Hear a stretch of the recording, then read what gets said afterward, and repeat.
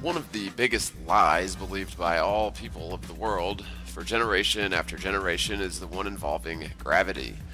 When I tell people that gravity doesn't exist, they look at me as if I were a madman, even standing there stuck to the side of a spinning sphere where gravity keeping me pinned to the earth standing perpendicular to the axis. They'll tell me that apples fall from trees because of gravity.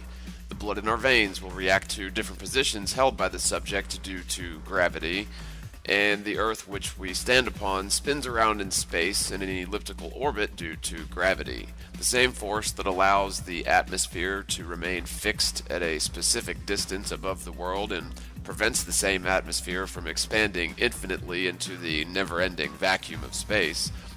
The magical force of gravity that is so weak we cannot feel its effects or measure it, despite thousands of experiments attempting to prove its existence. Gravity is a force supposedly so strong that our moon's measly 1/6 gravity is powerful enough to tug up on the Earth's oceans, supposedly causing the tides, yet fails to affect the atmosphere in a similar way for some reason.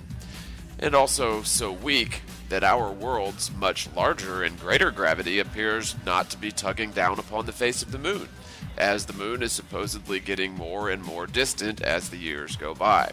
What goes up must come down is a law of physics here on Earth. We're told that what goes up must come down is caused by gravity, this mysterious, infinitely weak, yet infinitely powerful at the same time. People do not seem to understand the fundamental necessity of, quote, gravity in the globe-earth/heliocentric model, and assume that gravity has been a known fact or a constant force ever since the world was created. Gravity supposedly causes two completely unrelated bodies, for example, the non-existing globe Earth and the Sun, will somehow latch on to one another using the vacuum of space, or nothing, as sort of a rope or a tether between the two objects. Even the original proponents or designers of gravity admitted it was a nonsensical flight of fancy to believe that we lived on a spinning globe. However, if that were the case, then a certain force would need to be prevalent, which defies all known physics and logic. Scientists to this very day are baffled in terms of what medium gravity waves use to tether unrelated bodies across vast distances of space, without leaving any sort of trace of its existence or any way to measure its effects.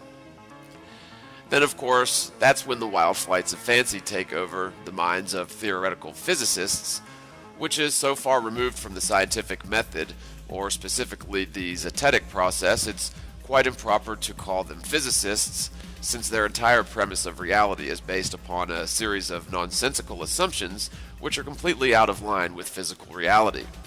This is why science cannot prove or disprove or detect gravity, because gravity does not exist. Gravity was a theorem designed during a phase of history when electromagnetism was completely unheard of. Had you explained an electromagnetic schematic to Newton, he probably would have burned you as a witch.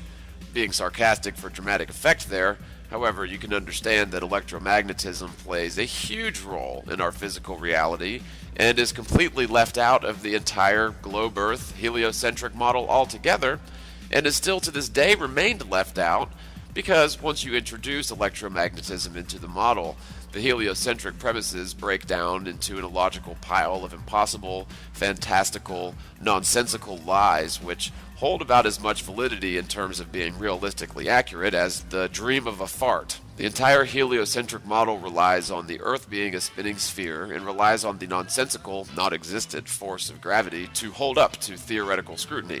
If we indeed lived on a globe that is spinning once per 24 hours or over 1,000 miles per hour at the equator, yet not spinning any discernible rate at the pole, the Earth must be tethered to the Sun by nothing, with only the Sun's gravity holding the Earth to its circuit, yet the gravity of the Sun is totally undetectable here on Earth. Furthermore, if the Earth is orbiting the Sun and the Moon is orbiting the Earth, is the solar plane supposedly lined up or in accordance with the galactic plane? I believe that's the case. For argument's sake, let's explore both options. Either the solar plane, which most of the planets orbit around, is in accordance with the galactic plane, or the plane which the Sun races around the galactic center upon, or B, the Earth and the planets are orbiting the Sun at some other angle to the galactic plane. Either case disproves gravity, and I'll explain how. Now keep in mind I'm humoring the conventional accepted model for scientific scrutiny, something nobody seems to be concerned with since everyone knows the Earth is a spinning globe, right? Now that stance is the opposite of science, and we should always try to either verify or debunk any accepted physical model of our world, which is of the most important consequence if we ultimately want to understand the truth. I should mention here that the heliocentric model was asserted to be a stationary model for a great percentage of its evolution as a compounded lie. Lies on top of lies. Gravity sort of makes sense if the sun is stationary, which was the belief of many theoretical physicists, including Newton.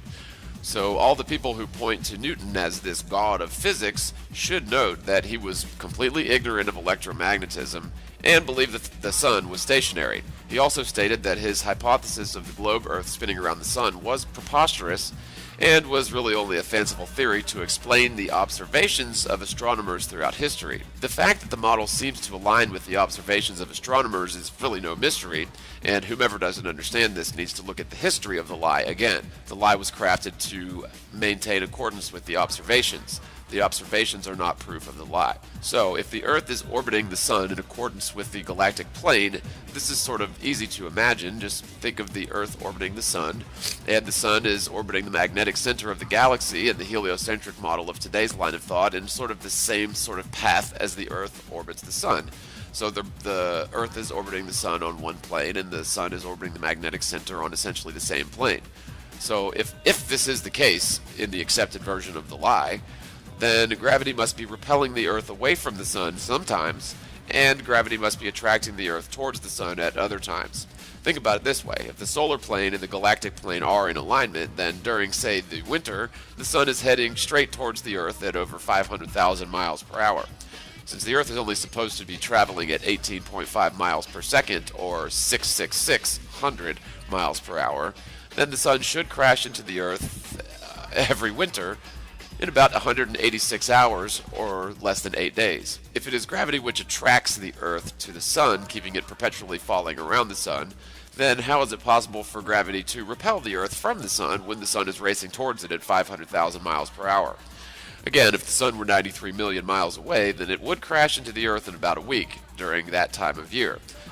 During the other time of year, say in the summer, in this example where the planes are in alignment, then the Sun would be racing away from the Earth at 500,000 miles per hour, and so the Earth's trajectory around the Sun would need to catch up with the Sun, traveling almost 10 times faster than the Earth, which has just swung around the Sun, traveling in the opposite direction, after somehow avoiding the Sun crashing into it at 500,000 miles per hour every winter.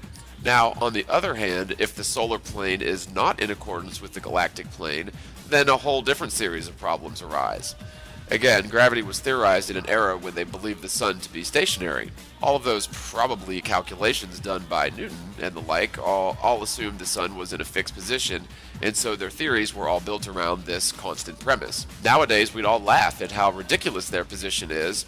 However, they're still considered the gods of physics with their infallible laws of gravity, which cause apples to fall from trees, so it must be true, because apples never float up from trees, do they? Well, if you really get into the mathematics, an object that is fixed to a spinning globe, a light, not-so-massive object would be stuck to the ground based on the assumed principle of gravity.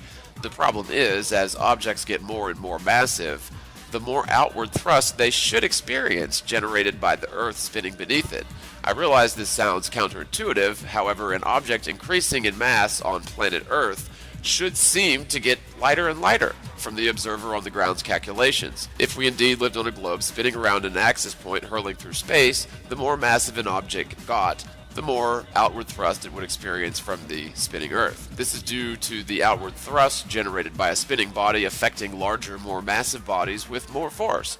So to be very honest with you, if we lived on a spinning globe, the larger and more massive an object was, the easier and easier it should be to lift from the spinning Earth. At any rate, back to the example where the solar plane is, say, 90 degrees, for argument's sake, to the galactic plane, then the planets orbiting around the Sun would create a vortex pattern, which also cannot be adequately accounted for by the theory of gravity. Gravity has very strict and rigid laws which it must obey, and very strict, rigid laws it must break to remain a viable theory. If you're into theories that defy common sense and physics, then by all means, continue living in a fantasy land designed to imprison our minds on a spherical Earth. Gravity is not a necessary constant law of physics.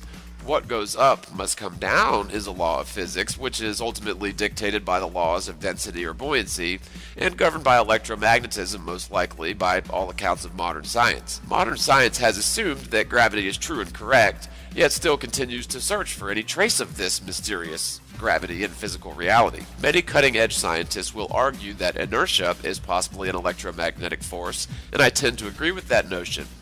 Electromagnetism explains many of the mysteries surrounding our world, and gravity is unnecessary on the flat Earth, which is stationary and does not need an inward thrusting force to keep us stuck to the side of a spinning globe, standing perpendicular to the axis. In the 1860s, Dr. Rowbotham, or Parallax, went through a number of scientific experiments to gauge whether the waters of the world have any curvature. You must understand, in order for the entire heliocentric model of our world to hold any weight, it all relies on the Earth being a sphere, spinning around in space and flying around the Sun. All of these fantastical theories and flights of theoretical fantasy hinge upon this minor detail of the Earth being spherical.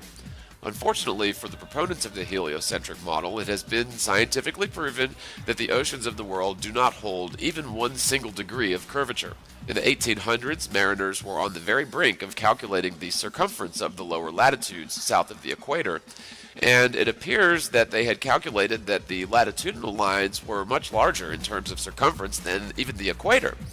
You understand, circumnavigating the southern hemisphere should be just as easy as circumnavigating the northern hemisphere if we lived on a globe.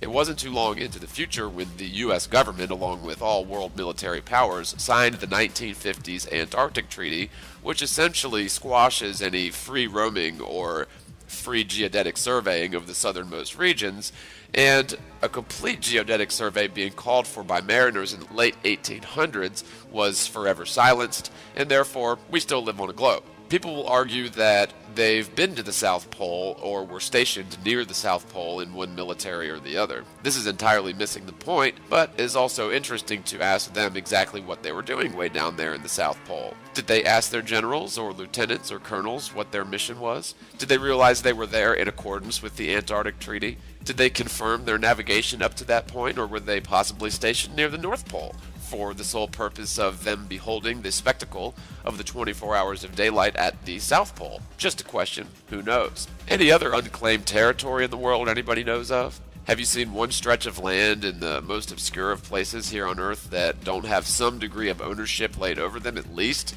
in more often than not 1,000 McDonald's every square mile? There's only one place on this entire world that is illegal to freely travel for all nations, where we cannot visit on our own accord, by our own navigation and reckoning, without the express permission and guidance of the said world powers. We're told that the southern regions are an icy wasteland with nothing to see but penguins and ice. We're told that people have been there before, so it must be a continent on the bottom of a globe. Nobody has ever circumnavigated the southern regions because it's impossible to do so with the false assumption that we're on a globe where the longitude lines converge back into a point at the South Pole. In the 1800s, mariners were baffled by the fact that despite their arduous attempts to go around the Earth south of the equator, were often completely confounded in terms of where they were and where they should have been, assuming the latitude lines indeed get tighter and tighter as you travel south of the equator. Gravity cannot possibly explain the globe model any longer. For one, all the world's oceans have been proved to possess exactly zero curvature, therefore the Earth is not a globe,